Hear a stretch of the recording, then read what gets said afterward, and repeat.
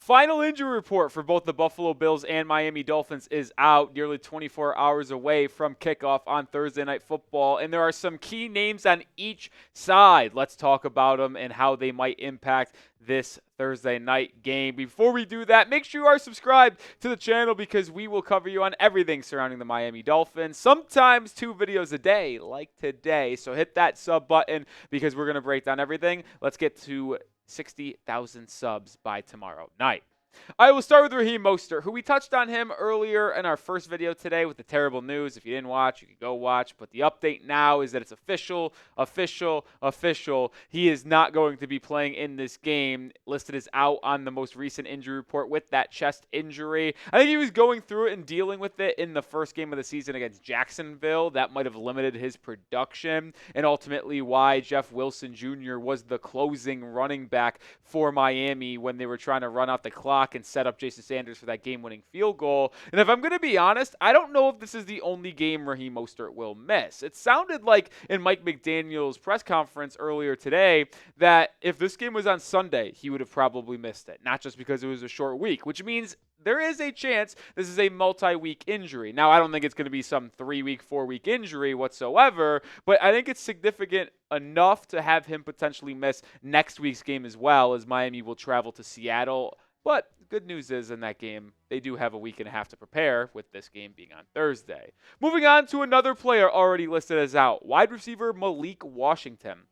Kind of a surprise to me that he was out in the first game. It was really never a concern. He was limited throughout the entire week. And then all of a sudden, right before the game, in the final day before, it was like, he was out. It was like, oh, I didn't see that one coming. But then already listed out here again, which puts the wide receiver depth for Miami already at a low spot. We already knew that it's not the greatest with Odell Beckham Jr. on the PUP list, with River Craycraft on IR, meaning they're both missing the first 4 games at least. Tyreek Hill and Jalen Waddle, your top 2. You have the best wide receiver duo in football. But other than that, question marks everywhere between Malik, Braxton Berrios, and Grant DuBose. And now that Malik is out, you really have question marks because Grant DuBose saw some PT on Sunday against Jacksonville, but it was mostly just as a blocker, which he is actually a pretty solid blocking wide receiver, but I'm not trusting him to go out there and run routes and get catches on big plays. Braxton Berrios might be one of the worst wide receivers in football. He's lucky he's good on special teams, or he would not have a roster spot right now.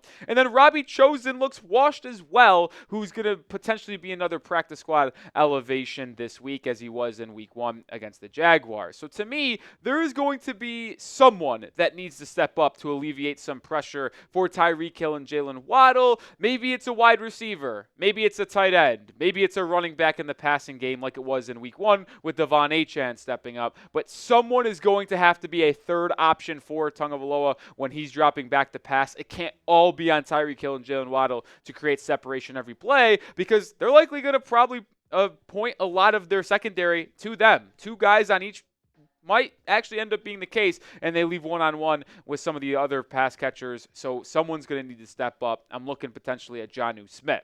But you let me know. Drop a name. Who needs to step up for the Dolphins? Doesn't have to be a wide receiver. Just name a pass catcher that needs to play well in week 2 against the Buffalo Bills. Let's move over to Devon Achane now in his injury status, because he is listed as questionable. He was a DNP on Monday and Tuesday as those injury reports came out, but on Wednesday's injury report, he was listed as limited and then a questionable status, which is a good sign because in Wednesday's walkthrough, and the media was able to attend that and watch him, he was not wearing a red non-contact injury jersey, and he was moving pretty well according to all reports. So Achane, who was monumental in the success of the Dolphins offense on Sunday with 100 total purpose yards, a touchdown, 7 catches. He is going to be called on again to lead this Dolphins offense, specifically from the backfield. But there might be some limitations on Achane. In my expectations for Devon in week 2, I think he will ultimately suit up. The fact that he participated, at least in a limited capacity, today in practice and then is listed as questionable tells me he is going to be active for this game against Buffalo. But what remains to be seen is how he will actually be trusted. I'm not sure he will dominate the touches in the backfield like he did in week 1. I expect Jalen Wright, the rookie from Tennessee, and Jeff Wilson Jr., who closed out that game in week 1, to get a lot more playing time, a lot more touches for this Dolphins backfield. And heck, we might even see a Jalen Wright breakout game after being inactive for the first game of the season. I do expect Achane to play. I expect him to have an impact in this game, but I don't think he's going to be full throttle Devon Achane where he's catching 7+ balls again and having 100 total yards, but he will be used. A surprise appearance on the injury report came from safety Elijah Campbell. He was not listed on Mondays or Tuesdays, but on Wednesday, he popped up with an Achilles injury, is now listed as questionable. This isn't the biggest loss. He's a good special teams player for the Dolphins, but if we're going to be honest here, he's the 4th safety behind Marcus May, Javon Holland, and Jordan Poyer. He saw relatively no playing time in the first game of the season, so it's not the biggest concern to me. We'll see if he ultimately suits up or not for the Fins, but him being questionable does not change anything in this football game, so don't get it twisted. If you want to go watch the Miami Dolphins play football game in person, Gametime is how you need to get those tickets. Lowest price guaranteed, and they're the best place to get last-minute tickets. And they have so many different cool features, including a new one called Gametime Picks. What is Gametime Picks? Well, it makes getting tickets to see your favorite teams play live even easier. It filters out the fluff to show you only incredible deals on great seats, so you don't have to waste time searching through thousands of tickets. It makes it so easy as you, the person on the app, to get your tickets. For example, I am someone who uses Gametime every single time I look to go get tickets. And when I went to LSU USC in Las Vegas a couple weeks ago, I made sure to use Gametime and that Gametime Picks feature to get the best deal possible. And me and the fellas here at Chat Sports, we had great seats. Also, because you get to see your vantage point from the app. You know exactly where you will be sitting in your venue when you're looking on Gametime. I implore you to get your tickets with them because they will make it the easiest experience possible. Take the guesswork out of buying tickets with Gametime. Download the app, create an account, and use code ChatSports for $20 off your first purchase. Terms apply. Again, create an account and redeem code ChatSports, ChatSports, for $20 off. Download Gametime today. What time is it? It's game time.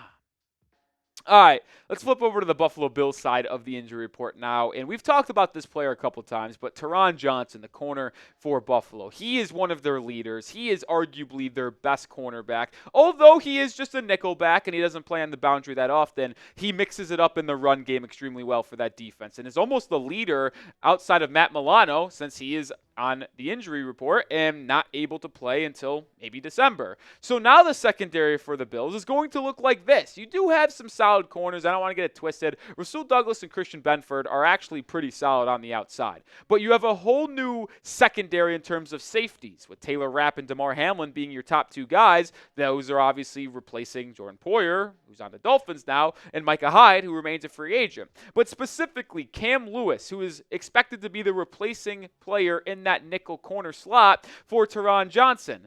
There is a clear-cut advantage between the Dolphins wide receivers and the Bills secondary. And I know it is only Tyreek Hill and Jalen Waddle going up against this Bills secondary, but those two are so good at what they do. They're the best duo in football in terms of wide receivers, and they are both top 15, top 20 guys, with Tyreek Hill being the best wide receiver in football and certainly the most dynamic offensive player in the entire NFL. You should have the advantage, and I do think you need to set up the pass with the run in this game, but I would expect Tua and this offense for Mike McDaniel to really take advantage of the inexperienced safeties-wise for Buffalo, but also in that nickel spot, because I would expect to see a lot of Tyreek and Jalen in those formations where they get matched up with Cam Lewis on the inside, because Rasul Douglas and Christian Benford will not travel inside like you would think other corners potentially would. So let me know. Predict it for me. We're going to kick it over to Tua.